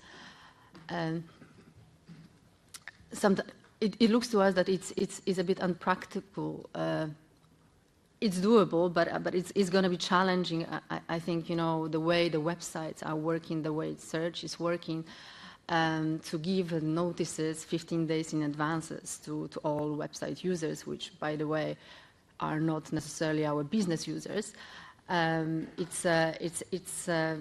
Web is evolving, web is changing every day, therefore sending 15, and it's changing on a daily basis, therefore sending 15 days in advance terms and conditions and informing our business users about that change is going to be challenging as well. Thank you very much. And the last speaker of today will be Ms. Regner, representing Spotify. The floor is yours. Thank you, Mrs. Schaldemose. So I intervene on behalf of Spotify, the Swedish music streaming service, but also on behalf of Digital Music Europe, which is an association of European digital music services that includes also Deezer, Global 7 Digital, and other European companies. I start by saying that platforms play an important role, a very important role, to connect businesses and users. So in that way, it's been explained, they operate as gateways between businesses and users. Now, their essential role, means that in some cases, a number of businesses, and that includes digital music services, are increasingly dependent on platforms to interact with our consumers. To give you an example, today 80% of Spotify users access us via an app store. This is one sort of platform. We have new platforms coming up with generations of voice assistants that are also going to create some challenges. So depending on platforms also mean that we depend on whether platforms operate with fairness. And we are confronted, digital music services, with a number of practices that are both unfair and discriminatory, not by all platforms, but we're not looking at platforms, but at particular practices. And those practices include, for example, obligations imposed by platforms to use a unique payment system, the payment system of the platform. The payment system may impose extremely high fees, which has an impact on prices, on consumer choices. Restrictions on our ability to communicate with our users, that's found us and accessed via the platform. There's also restrictions regarding or refusals of interoperability with certain platforms, which mean that services are not found on certain platforms when users want to find them. Those restrictions, we find that especially when platforms compete or provide a service that competes with the third-party services they give access to, because in such case there's a particular conflict of interest and high risk of unfair practices. So in such case, when platforms dictate the terms to businesses, we feel that there is a reduction of innovation, reduction of competitiveness for businesses, and also a reduction of choices for consumers if they don't have access to services that they would like to find. In terms of remedies, in the case of unbalanced power between platforms and users or businesses, there are no remedies available. Therefore, no solutions, and even more, for a number of services, there's a fear of retaliation from platforms if they complain about the practices. So what do we need? What do we need with the proposed regulation? The proposed regulation is very important because it recognizes the existence of unfair practices. That's an important point. However, the proposal focuses on transparency, and actually transparency alone does not prevent unfairness. You may know what the platform is doing, but that doesn't mean that the harmful practice is changing. And this is why we need, in our view, two things in the proposal. First, we would like to find specific obligations not to engage in certain unfair practices, in certain specific unfair practices. For example, discrimination by platforms vis-à-vis competing services. And the second thing which is missing in the proposed regulation are effective remedies. We know by experience that mediation and self-regulation do not work when you have unbalance of power or conflict of interest, and you would like to see effective remedies to ensure compliance with obligations in the proposal. Thank you, and we look forward to making proposals on this. Thank you very much, and thank you also, colleagues, Commission, and all our panelists for being here today. I think it has been, even though we're not so many members here, I think it has been a very interesting discussion, and this is just the first of many, and we're going to work with this for some months. So I'll probably hear from many of you, and you will hear from me. But thank you for today and giving us great inputs for the upcoming work. And with that, I will close the session for today. Thank you. Julia, did you want to send?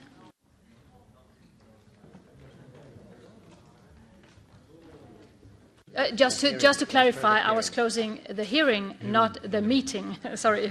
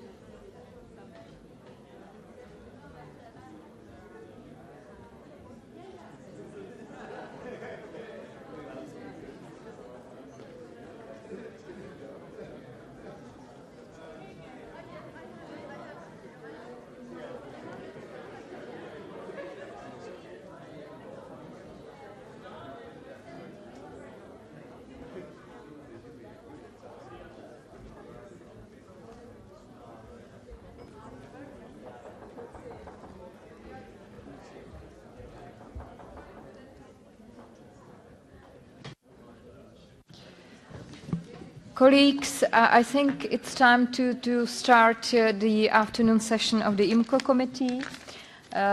While Chair is at the moment busy, she will come in a minute. I think we can start the next point of our agenda, which is reuse of public sector information, and I will pass the floor directly to our rapporteur, Julia Reda. Julia, the floor is yours. Thank you very much, Madam Chair. Over the last decade and a half, open data has evolved and matured. It's now a concept at the very heart of a modern administration. And the principle is that if data can be made available for reuse by the public, then it must be made available. There are three main beneficiaries of open data. The first are businesses.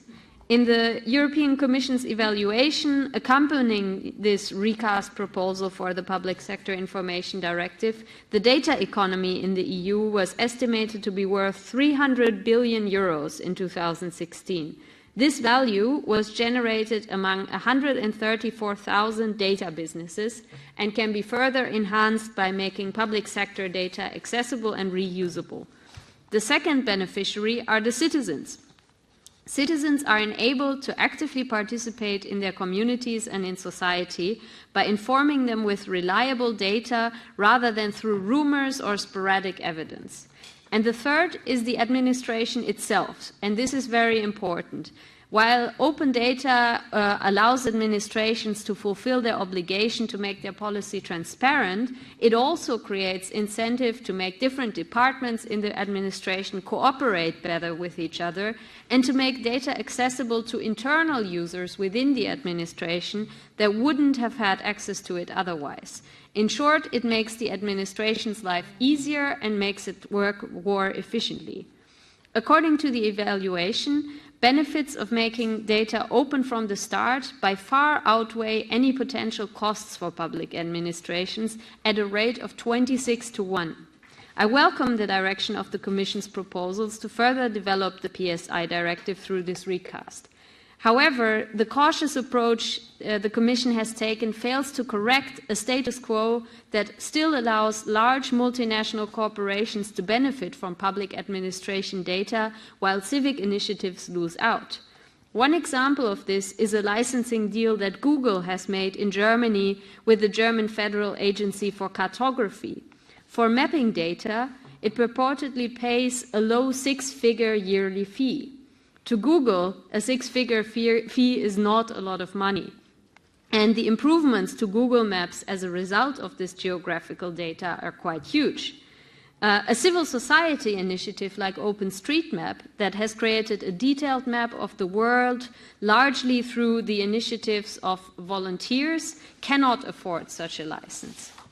The result is that public sector information ends up strengthening the already dominant market position of a large multinational company and limiting the ability for civil society to develop alternatives. The meager earnings for the public hand by receiving a little bit of money from Google cannot even begin to outweigh the damage to the public interest if this data is not available to everyone. That is why it is important that we are more courageous when it comes to tackling this issue of charging and licensing for public sector data. Article 6, paragraph 2.1 of the recast proposal allows public administration to charge in order to cover substantial parts of cost. This possibility to charge money for public sector data must be further limited. Reuse of data should be possible free of charge unless under very narrowly defined circumstances. The proposal to create a list of high-value data sets is a step in the right direction. But we need to make sure that it is not only up to the European Commission to create this list. Building on the experiences in member states, I propose to add a list to this directive, which can of course then still be updated. But a transparent procedure to update the list is needed, actively encouraging the participation in particular of civil society. Well-meaning administrations in some member states have been proactively searching for suggestions which data sets to publish first.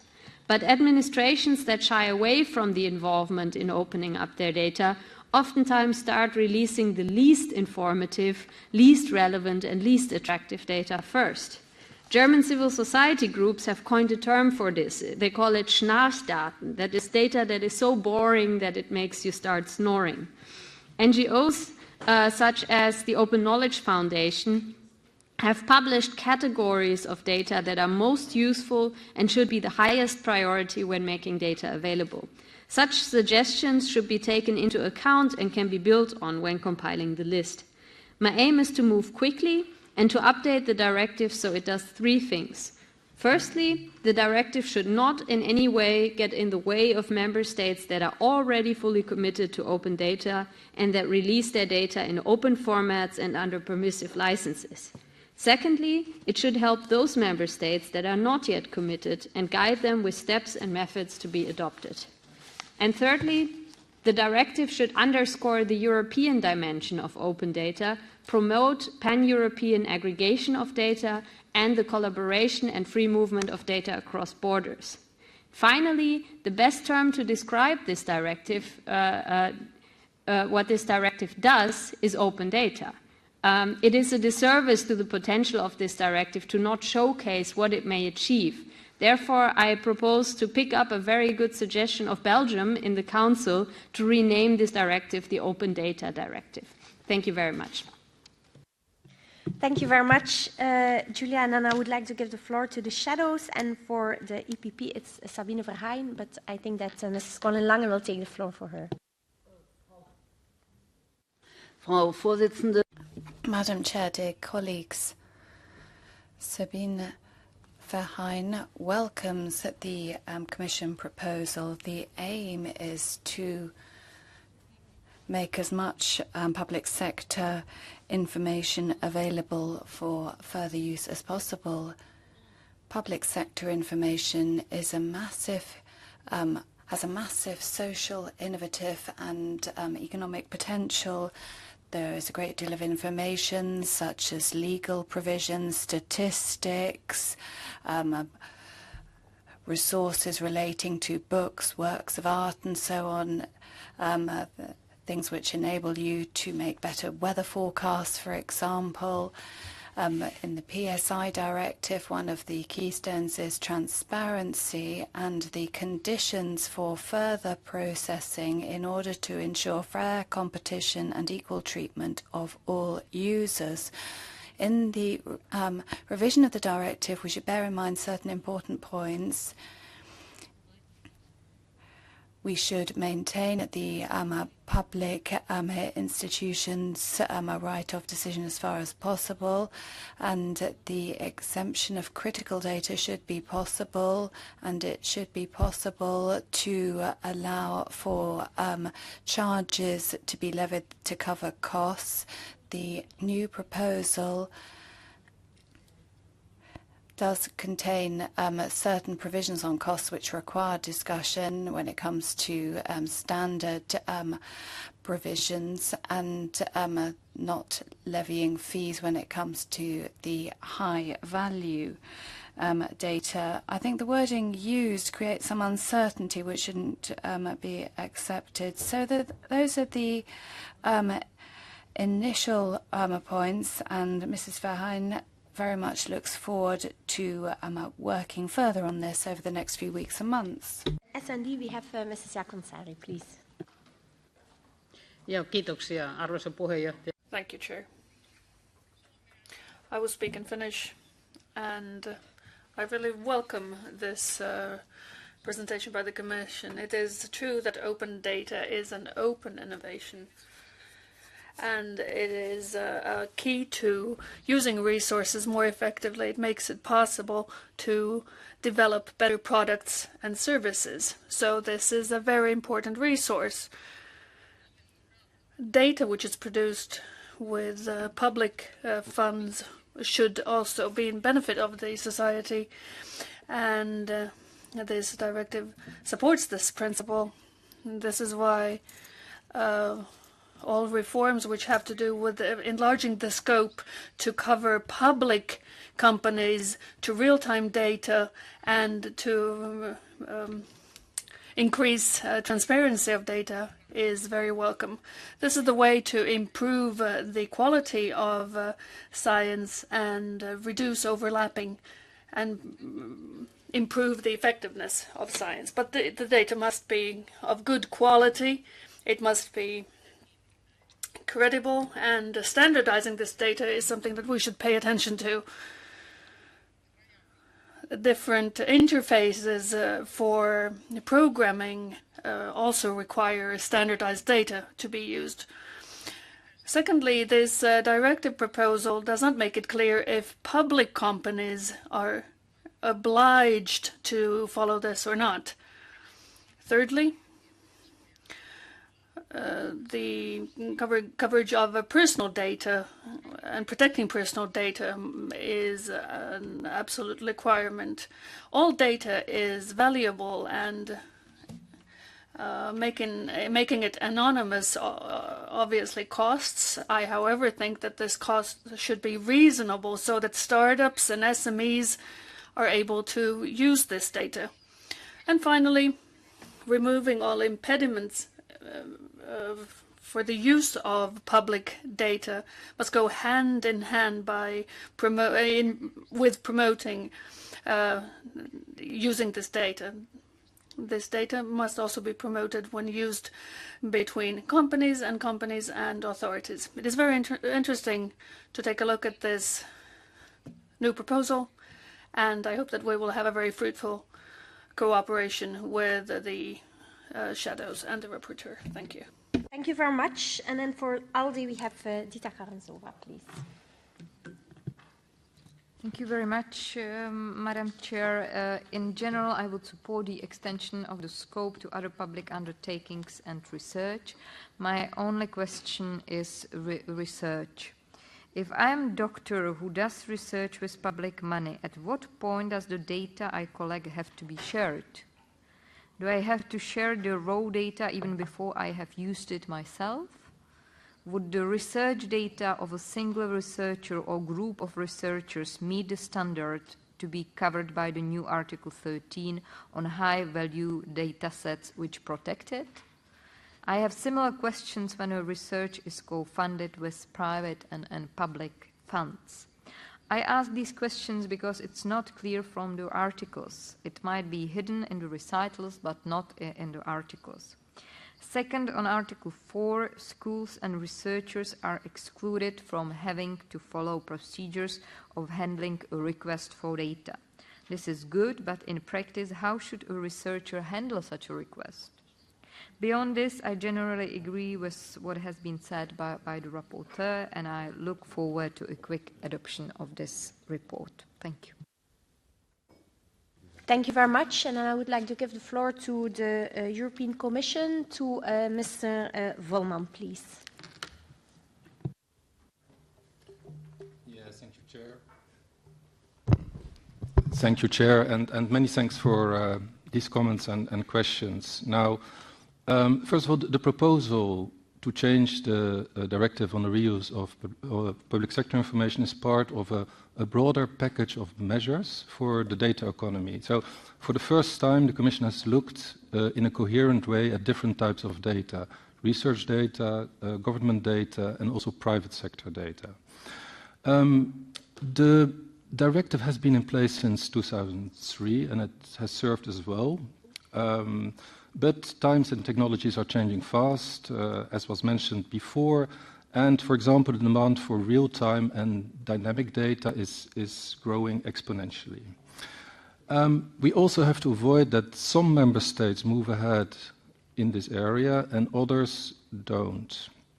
Now, who is going to win from opening up public data at low cost? First of all, it's going to be SMEs. They are the first winners. Because indeed, as mentioned by Ms. Reda, they cannot afford to buy certain data sets, whereas the big players can afford 50,000 euros or 100,000 euros for these basic data sets. But also citizens and administrations are going to win. The cautious approach. Now, well, we think we have put on the table a proposal that is really going to make a difference. But at the same time, a proposal for which it should be possible to reach an agreement between the co-legislators at the beginning of next year. So the revised directive, it should be possible to adopt it before the elections of the European Parliament. A very important point was made about data protection. The directive should be implemented in full respect of the data protection rules. There's no doubt about it. Now, there may be a question, so why did you take out this article that actually regulated that in the directive? That was done at the request of our data protection colleagues for technical reasons. Since we now have a regulation in place, the interaction between the regulation and the directive should no longer be regulated in this directive. The three goals that were mentioned by Ms. Reda, we fully share them. Not getting in the way of the member states that want to go beyond. There's no problem with that. Indeed, we're talking here about minimum harmonization, and member states that want to go beyond the minimum rules of the directive, they can do so. The suggestion to take up open data in the title of the directive, we would be very open to that, as also was said by Vice President Ansip in the Council meeting on the 8th of June. The question and the remarks of Ms. Verheyen about the cost coverage, well, we see that when you lower the cost for public sector data, there is an explosion of use. And also, it does really make it easier for SMEs to use the data, and it does create a more equal market in comparison to the giants, the big players in the market. The question about public undertakings, whether they will be obliged to open up data or not, the answer is no, they will not be obliged to open up data. The idea is that when they open up data for reuse, for whatever purpose, the data should be available under the same conditions, transparent conditions, in a non-exclusive way for everyone. So basically, the rules that would apply to public undertakings are the basic rules of the 2003 directive.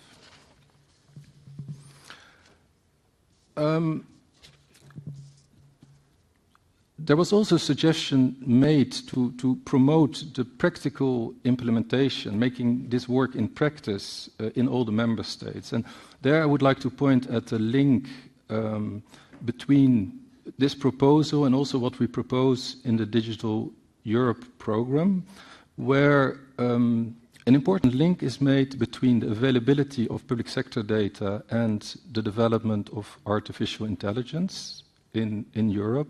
Big data sets are a key factor for making artificial intelligence work. No artificial intelligence without data.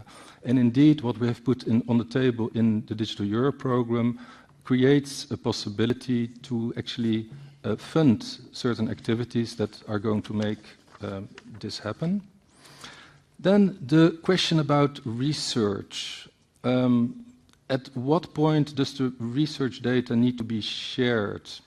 Well, actually, what we have done, we looked at the same time at the recommendation that's in place on research information, and we looked which parts of this recommendation should be changed and which part should be lifted into the directive. And we have done it in a relatively modest way.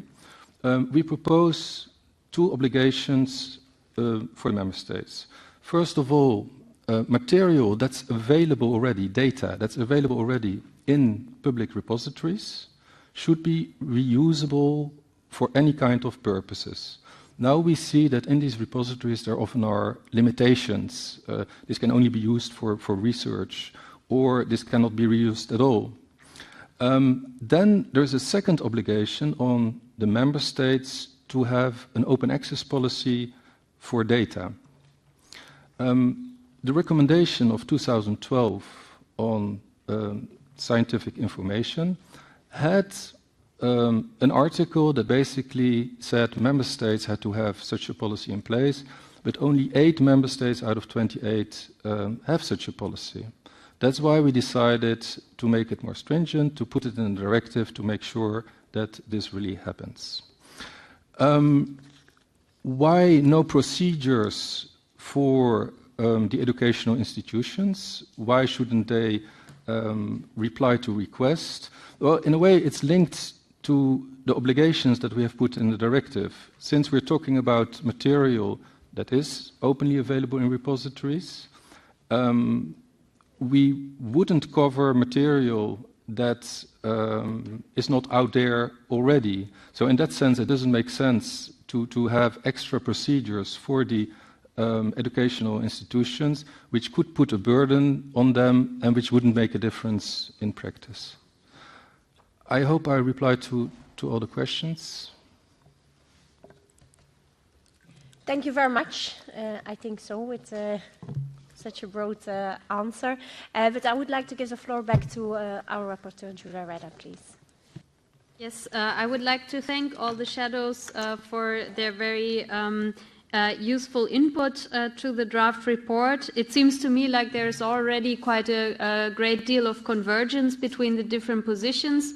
We will have to discuss on the question of limiting charging, but I would like to really underline what the Commission is pointing out here, that the more costs or charges there are for the reuse of public sector information, the more we will help the very largest technology companies to maintain their dominant position.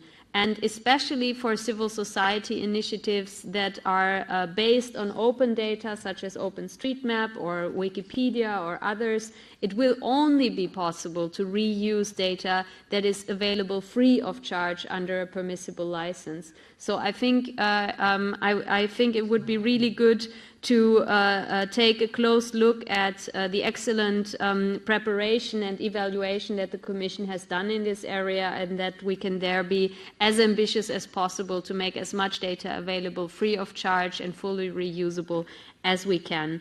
I will be submitting the draft report to translation already this week, and I will be proposing an ambitious timeline that will allow the IMCO Committee to give its input to the ITRE Committee as quickly as possible. And I very much share the ambition of the European Commission to try to finalize this proposal already under this term. Thank you.